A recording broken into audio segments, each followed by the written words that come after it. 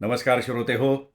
साहित्य पंढरी या कथाकथन चॅनलवर तुम्हा सगळ्यांचं मनापासून स्वागत.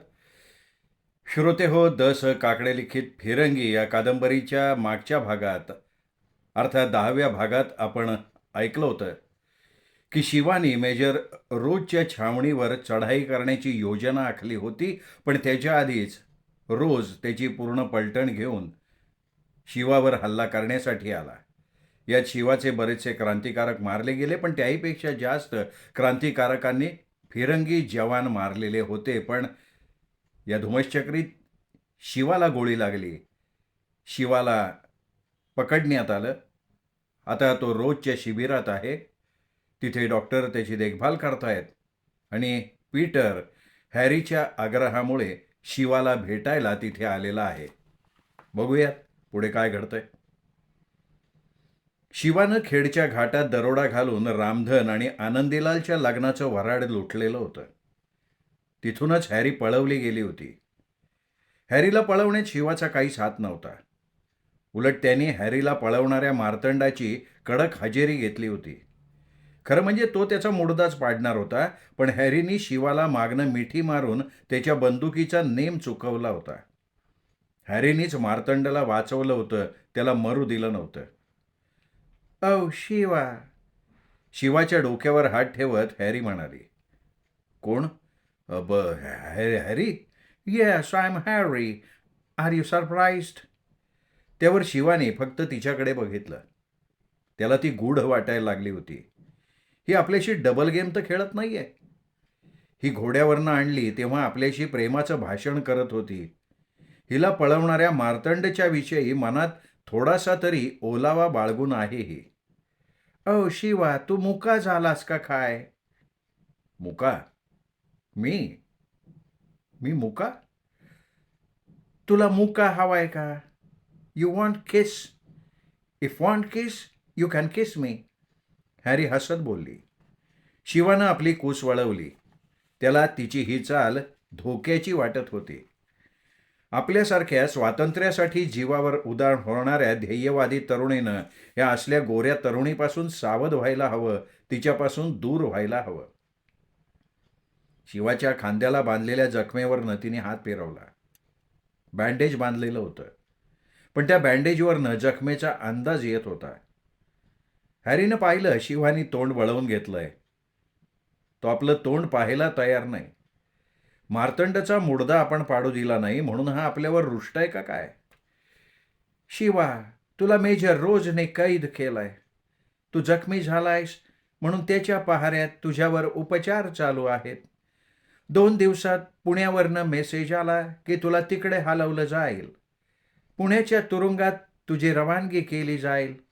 तू बरा झालास की मग कोर्ट खटला, म्हणजे राजद्रोहाचा खटला चालेल. मग तू राजबंदी." शिवा सगळं ऐकत होता. त्याला तिच्या बोलण्याने सगळं चित्र स्पष्ट दिसायला लागलं. भगतसिंग, राजगुरू, सुखदेव हे क्रांतिकारक राजद्रोही म्हणून फासावर लटकले गेले. आपलं काय होणार? फिरंगी सत्ता आपल्याला राजद्रोही म्हणून अटकेत ठेवीलच, पण मडच्या जंगलपट्टीत 20-25 फिरंगी सैनिक मारले म्हणून फासावर सुद्धा लटकवतील. त्यातनं वाचलो तरी जन्मठेप काही कुठे गेलेली नाही. अंदमानला काळ्या पाण्यावर सुद्धा पाठवलं जाईल.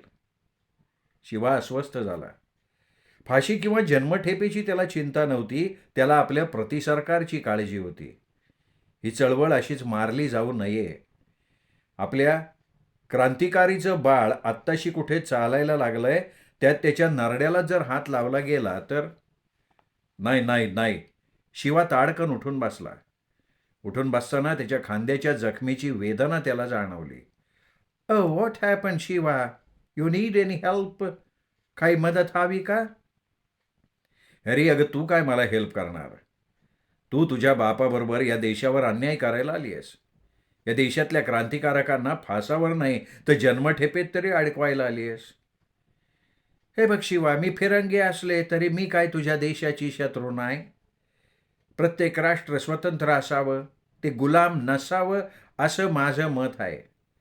एका राष्ट्रानं दुसऱ्या राष्ट्राला गुलाम करायचं नाही असं मला तरी वाटतं. अरे, आपण सगळी एकाच गॉडची लेकरं. देवाने प्रत्येकाला जन्मासाठी आणि जगण्यासाठी एक राष्ट्र दिलेलं आहे. जन्म मिळालेल्या राष्ट्रातच माणसांनी जगावं आणि त्या आपल्या राष्ट्राचं वैभव वाढवावं. शिवानं हॅरीचं ते बोलणं ऐकलं आणि क्षणभर तो तिच्याकडे बघतच राहिला. तिचे विचार सच्च्या देशभक्ताचे आहेत. खरा राष्ट्रवादी दुसऱ्या राष्ट्राला गुलाम करण्याचा विचार मनात आणूच शकत नाही.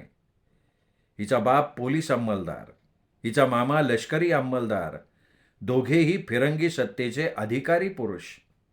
त्यांच्या करड्या अंमलाखाली हिच्या मनात असले उदार मत कसं काय निर्माण झालं? ही इथल्या मातीशी निष्ठा दाखवायला लागली का काय? हॅरी, मला सांग, तू फिरंगी का हिंदुस्थानी?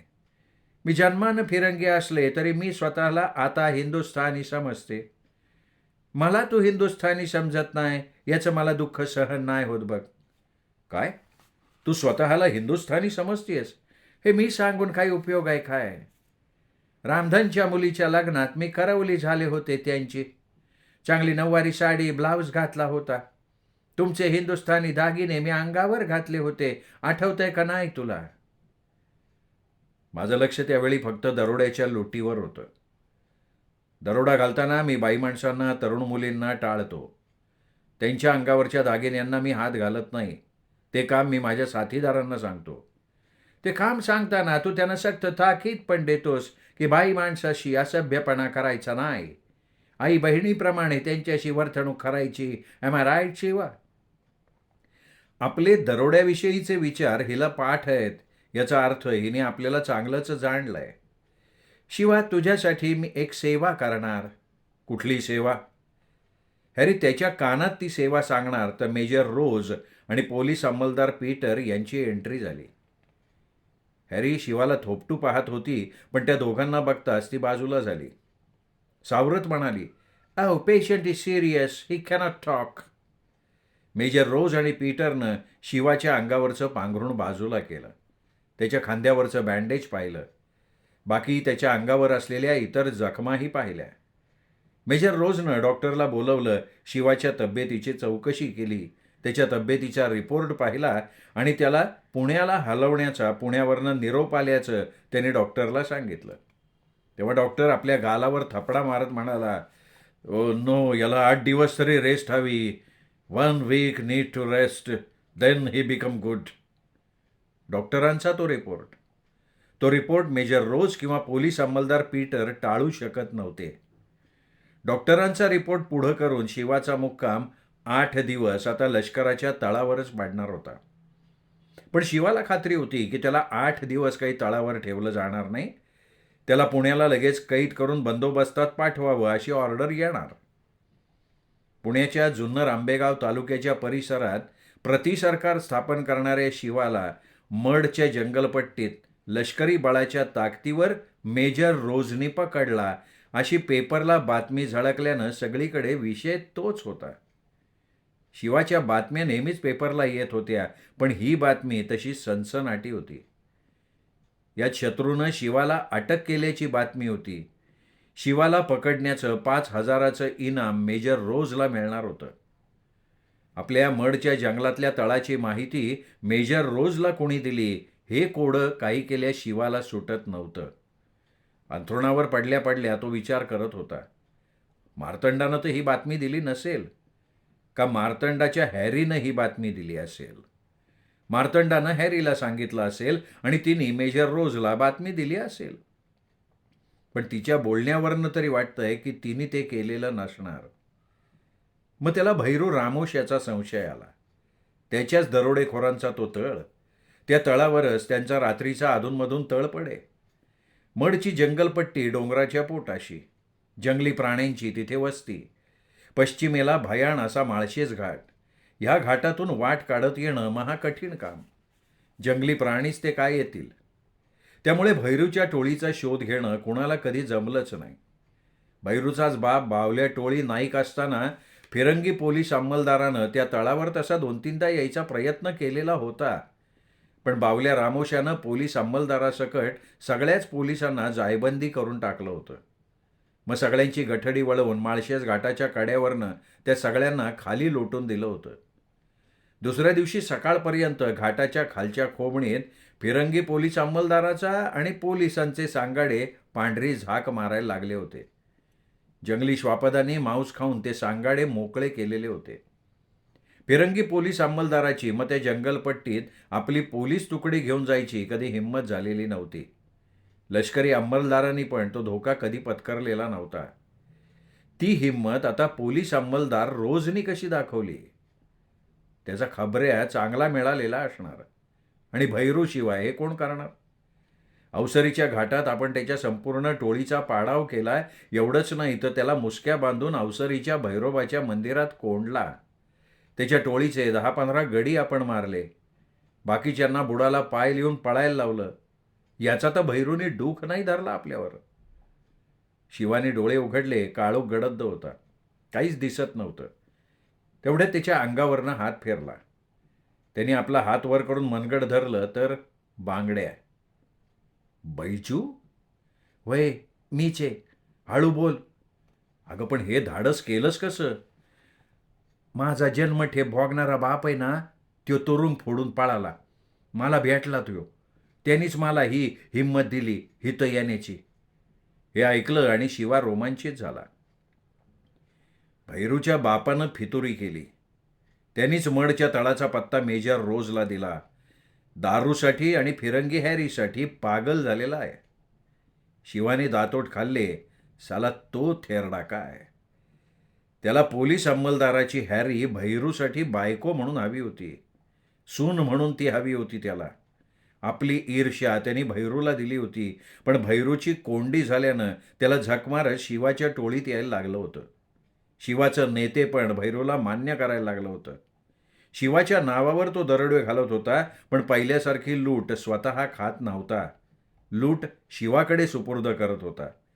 शिवा त्याचा हिस्सा त्याला देत होता. त्याच्या साथीदारांना खुश ठेवत होता. शिवा, माझ्याबरोबर निघायचे. अगं पण मी तयारीनं आली. तुझ्यासाठी पिस्तूल बी आणलंय. खास विलायती पिस्तूल आहे. माझ्याजवळ पण आहे. कोण आडवा येईन ना त्याला दोघं मिळून आडवं करत जाऊ. अगं पण हा तळ लष्कराचा आहे. मी लष्करी गणवेशातच आहे ना. त्या काळोखात शिवानं आपल्या दुखावलेल्या हातानं बैजूला चाचपलं. तिच्या डोक्यावर फिरंगी टोपी होती. अंगात लष्करी गणवेश. तिचा गणवेश चाचपताना त्याचा हात तिच्या छातीवरनं फिरला तशी ती काहीशी भावूक झाली. शिवाचा उष्ण श्वासही तेव्हा खालीवर झाला. पाटलीणबाईच्या प्रेमाला चूड दिल्यानंतर बाईजाबा त्याला नारायणगडच्या जंगलपट्टीत भेटली होती. घनदाट जंगल. शिवाचा तळ तिथेच नारायणगडाच्या पोटाशी पडला होता. पुढे नाशिक रोड दक्षिण उत्तर जात होता. पूर्वेला जाणारी ती छोटीशी गाडीवाट. त्या गाडीवाटेनं लोक खूप कमी जायचे कारण त्या पायवाटेला लुटमार ठरलेली. नारायणगडाजवळ भूताची भोरवाडी. नारायणगडाजवळच्या भोरवाडीतनं भूताची पालखी कायम दिसायची. हातात मशाली दिसायच्या. अमावास्या पुनवेला तर माणसं तिथून गायबच व्हायची. त्यामुळे तिथनं कोणी जायचं नाही. हा सगळा चमत्कार शिवानीच करून ठेवला होता. स्वतःच्या सुरक्षिततेसाठी त्याला ती अंधश्रद्धा पेरून ठेवायला लागली होती. त्यामुळे त्या नारायणगडाच्या जंगलपट्टीकडे दिवसासुद्धा कोणी फिरकणं शक्य नव्हतं. मग रात्रीची गोष्ट सोडा. बैजू, का आली तू इथं? म्हणजे भूताची भोरवाडी बाजूला आहे, माहिती आहे का नाही? त्या भूतानं तुला धरलं बिरलं आणि नाहीसं केलं तर त्या भूतांना मी माझी पराक्रमी मुलगा देणार आहे आता, लीडर म्हणून. म्हणजे? बैजाबा बोलली नाही. तिने सरळ शिवाला मिठी मारली. शिवा तरुण होता. त्याची ती बालमैत्रीण. पाटलीणबाईच्या प्रेताग्नीवेळी तोच पुढे आला होता. बैजाबानं त्याला जावई म्हणून ते कार्य करायला सांगितलं होतं. शिवानी ते काम स्वतःकडे घेतलं होतं. पण त्याचवेळी फिरंगी फौज आल्यानं बैजाबानं त्याला पळायला सांगितलं होतं आणि प्रेताला अग्नी द्यायचं काम तिने स्वतः केलं होतं. दोघेही एकमेकांच्या प्रेमात पडलेले. मनोमन त्यांनी एकमेकांना वरलं होतं. देवा ब्राह्मणांच्या साक्षीशी त्यांना गरज वाटली नाही. बैजाबा, आता मात्र मला मिठी मारू नको. अरे तुझ्या नारायणगडच्या जंगलपट्टीतल्या त्या मिठीची याद रोज येते बघ. पण तू काय मिठीत येईना? तू आता मिठी मारायला आली आहेस का तुला कायमचं मिठीत घ्यायला आली मी? तुला पळवून न्यायला आली मी? अगं पण माझा खांदा जखमेनं ठणकतोय. डॉक्टरांनी इलाज चांगला केलाय, पण तू काळजी करू नको रे. तुझी सुटका आत्ता होती बघ. म्हणजे फक्त 5 मिनिटं. तू ऐक फक्त. पाठोपाठ बंदुकीच्या फैरी झाडल्या, घोडी खिंकाळली. शिवा जिंदाबाद, प्रतिसरकार जिंदाबादच्या घोषणा आल्या. आपल्याच मस्तीत तंबूत पडलेला मेजर रोज बॉम्बस्फोटात उडवला गेला. सगळ्या लष्करी तळाला वेढा पाडला होता. तुफान हाणामारी झाली. मेजर रोज विजेरीचा झोत टाकून लष्कराला ऑर्डर करायला जिवंतच नव्हता. सुभेदार असलेल्या भजन्यानं धोका ओळखला. त्याच्या अंगाचं पाणी पाणी झालं. शिवाच्या क्रांतिकारक मित्रांनी रामोशी भिल्ल ठाकर टोळ्यांना एक करून हा हल्ला केलाय हे त्याच्या लक्षात आलं. शिवाला पकडल्यावर मेजर रोज सुस्तावेल, आपल्याच धुंदीत तंबूत आरामात पडेल याचा या लोकांनी फायदा घेतलेला दिसतोय. मग एकच धुमश्चक्री उडाली. शिवाच्या क्रांतिकारक मित्रांनी मडच्या जंगलपट्टीत जो मार खाल्ला होता त्याचं उट्टं काढायचं या जिद्दीने हल्ल्यावर हल्ले चढवले. सगळा लष्करी तळ गोळ्यांनी चाळणीसारखा जागेवर ठेचला जात होता. शिवाला आपल्या हाताचा आधार देऊन बाईजाबा केव्हाच मागच्या बाजूनं सटकली होती. सुरक्षित स्थळी तिचा घोडा तयार होता. शिवा, आज मी तुला नेणार घोड्यावरनं. तू त्या फिरंगीला नेलतं ना, तसं कळलं का नाही तुला? त्याच्या गालावरनं हळुवारपणे हात फिरवत बाईजाबा बोलली. बैजू, तुझा त्या फिरंगीवर बराच संशय आहे. तुला काय वाटतं, मी तिला फसलो का काय? अरे तू कशाला फसशील? मी तुला रंगी आहे की. अरे रंगी रंगी म्हणजे देशी आणि फिरंगी म्हणजे वेलायती. देशी दारूनं नशा येते का फिरंगी दारूनं, सांग बरं. शिवाने तिच्या दंडाला चिमटा घेतला. ती भलतीच मस्करीला आलेली दिसत होती. शिवा, पण मला एक माहिती आहे. काय माहिती आहे? ती फिरंगी आहे ना, ती फिरंगी तुझ्यावर मरती बरं का. कोणी सांगितलं तुला हे? मलाच सांगितलं की, आणि तिनेच सांगितलं. तुला कुठे भेटली ती? फिरंगी हॅरीवर शिवा प्रेम तर करत नाहीये ना असा संशय बैजाबाला सतावत होता. अवसरी घाटात तिला मार्तंडानं पळवली होती, पण ती शिवानी पळवली अशी बातमी घोडे गावात आली होती. फिरंगी पोलीस अंमलदाराच्या पोलीस ठाण्यातून ती बातमी जाणून बुजून पसरवली गेली होती.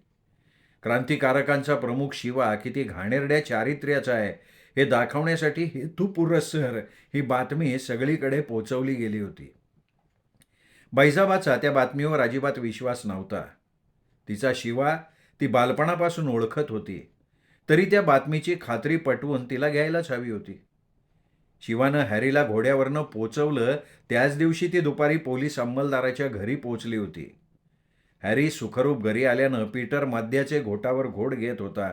तो बेहोश होता, तर हॅरी शिवाच्या त्या क्षणिक सहवासानं धुंद झालेली होती.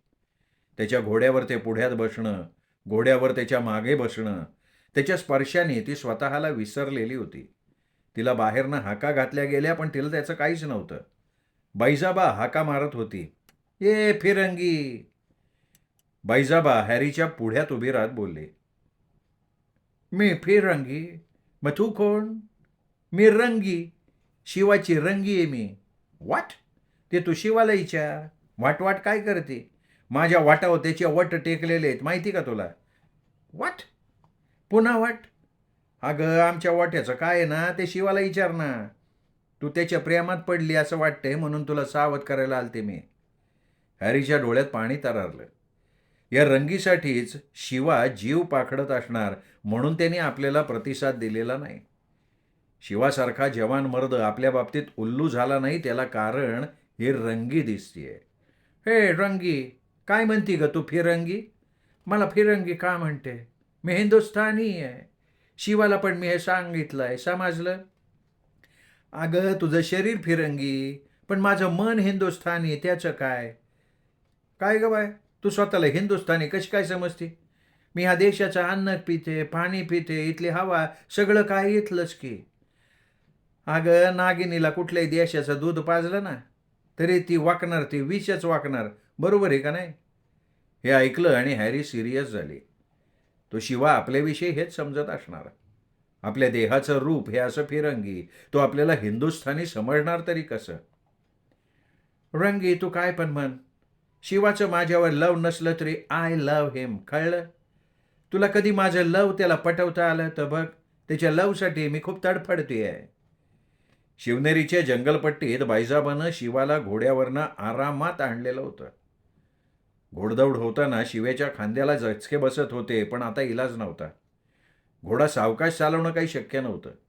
त्याला लवकरात लवकर सुरक्षित स्थळी आणणं ते जास्त महत्त्वाचं होतं. त्याच्याशिवाय पर्याय नव्हता. छोटीशी खोली तयार होती. आत लाकडी खाट टाकली होती. खाटेवर घोंगडी आणि घोंगडीवर 4-5 गोधड्या टाकलेल्या होत्या. शिवासाठी ती गादीच होती. आत एक कंदील तेवत होता. झोपडेच्या बाहेर कोणी राखणदार नव्हतं. "अगं बैजू, इथे तर कोणी दिसत नाहीये." "अरे जंगलपट्टीच्या बाहेर जागोजागी पायरे बसवल्यात. आत कोणी येऊच शकणार नाही." "आला ना, सरळ मोडदा पाडायचा सूचना दिल्यात मी. काय कळलं?" पहाटेला गोरोबा पाटील, चिमा, घमा, सर्जा, भैरू सगळे आले. त्यांनी शिवाला हात जोडले. शिवानी सगळ्यांना मनापासून धन्यवाद दिले. त्यांनी चांगलीच कसर भरून काढली होती. गोरोबा पाटलाच्या पायाला स्पर्श केला शिवाने. गोरोबा पाटील म्हणजे शिरोली गावचा राजा. "पाटील, अहो तुम्ही तुरुंग फोडून आलात." बैजूनं तुरुंगात येऊन बातमी दिली मला का त्या हलकट सुभेदार बाजनेनी वाडा जाळला.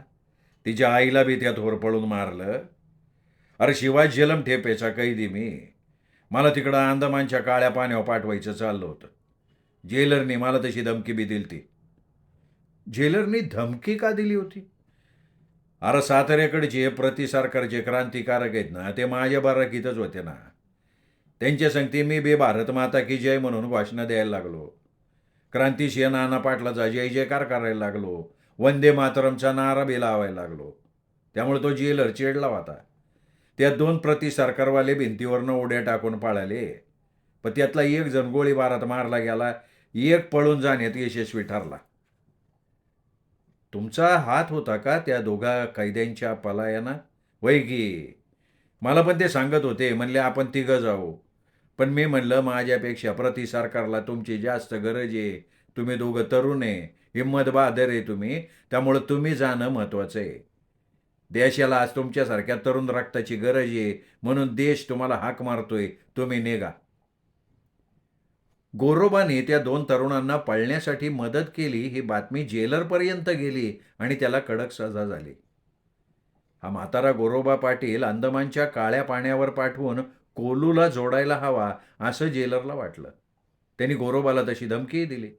त्यावर गोरोबा हसला आणि म्हणाला, "अरे काळ्या पाण्यावर गेलो ना तर मी स्वतःला धन्य समजेल. कारण भारतातले जहाल देशभक्त तिथं येतात सजा भोगायला. त्यांच्या दर्शनानं माझ्या जीवनाचं सोनं तरी होईन." शिवानं गोरोबा पाटलाचे हात हातात घेतले. त्यांनी त्या हातांवर आपलं डोकं टेकवलं. गोरोबा पाटील खरं म्हणजे बडा क्रांतिकारक व्हायचा. त्याच्यात तेवढी हिंमतही होती. पण तो साधं सरळ जीवन जगला. भजनेचा बाप नरस्यानं गाभण गाय मारली नसती तर त्याच्या साध्या सरळ आयुष्याला कुठलाही ओरखडा उठला नसता. त्यानं नरस्याला गोहत्येची शिक्षा दिली नसती तर "शिवा पोरा, तू नाव चांगलं गाजवलंय. सातारच्या क्रांतिशिंह नाना पाटलापर्यंत तुझं नाव गेलंय. ते सरकारवाले तुझ्या पराक्रमाविषयी मला विचारत होते. क्रांतिसिंह नाना पाटील तुला सातारला बोलवून घेणार आहेत. शिवा नावाचा पुणे जिल्ह्याचा क्रांतिकारक कसा आहे ते त्यांना बघायचंय." शिवाने ते ऐकलं. त्याचं मन अभिमानाने भरून आलं. आपण चालवलेलं हे सरकार क्रांतिसिंहांना पसंत आहे याची पावती त्याला त्या जागेवरच मिळाली होती. क्रांतिसिंहांना भेटायला तो आतुर झाला होता. "मेजर रोज बॉम्बस्फोटात उडवला गेला बरं का शिवा," गोरोबा पाटील म्हणाला. तुरुंगातच त्यांनी ते शिक्षण सरकारवाल्याकडनं घेतलं होतं. तो स्फोटक असे हातबॉम्ब बनवू शकत होता. मेजर रोज उडवला गेला. लष्करातले कितीतरी लोक उडवले गेले होते. हातबॉम्ब, गोफणीचे दगड, बंदुकीच्या गोळ्या सगळा भडीमार. भडभुंजेनी लाह्या भाजाव्यात ना तसे फिरंगी भाजून काढले होते. त्यांच्यात एकच गोंधळ माजला होता. सुभेदार भजन्यात त्या हल्ल्यात डोळे पांढरे करून बसला होता. तुरुंग फोडून गोरोबा पाटील आलाय आणि तो शिवाच्या क्रांतिकारक टोळीत सामील झालाय हे कळल्यावर भजन्याच्या छातीत धडधड चालू झाली होती. भैरूच्या मडखोऱ्याच्या जंगलपट्टीत शिवाच्या टोळीला फिरंग्यांनी वेढा घातला होता. बावल्यांनी धोका दिला होता. तळाचा शोध बावल्यांनी दिला होता हे शिवाला कळलं. श्रोते हो, तुम्ही ऐकत होतात 11वा भाग द स काकडे लिखित फिरंगी या कादंबरीचा. आपण बघितलं पाटील तुरुंग फोडून पळून आलेले आहेत आणि बायजवानं शिवाला मेजर रोजच्या छावणी शिबिरातनं बाहेर पडून यायला मदत केलेली आहे आणि मेजर रोजला पाटलाने बॉम्बस्फोट करून मारून टाकलाय आणि त्याच्या फिरंगी सैन्याची म्हणजे छावणीची दाणादाण उडवली आहे. बघूयात आता पुढे काय होतं. फितूर कोण हे शिवाला कळलेलं आहे. बघूयात त्या फितुराचं काय होतंय आणि क्रांतिकारकांचं पुढे काय होतंय. उद्याच्या भागात भेटूयात. उद्या. नमस्कार.